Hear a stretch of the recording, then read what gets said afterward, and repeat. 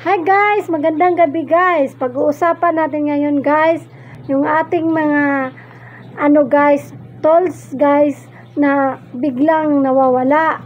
Kaya magugulat na lang tayo na bakit nawala yung ating star icon. O di ba guys? Dahil yan guys, nagkaroon tayo ng violation na hindi natin nakikita dyan sa dashboard. Kaya magtaka kayo na ba't wala na akong star icon na wala. Kasi nagkaroon tayo ng violation guys. Tapos hindi natin nakikita dyan sa dashboard. Meron talagang ganun guys na scenario.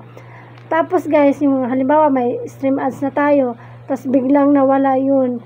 Parang binawi lang, pero babalik din yun guys. Dahil naranasan ko yun guys na wala akong ginawa, wala naman akong dinilit kasi hindi ko naman alam kung anong violation ko, wala naman nakalagay.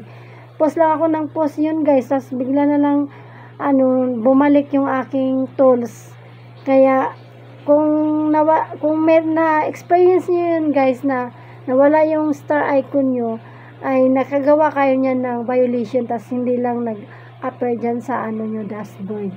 Pero babalik din yan guys, patuloy lang tayong mag-upload at saka wag na tayong gagawa ng content na magkaroon tayo ng violation. Di ba guys?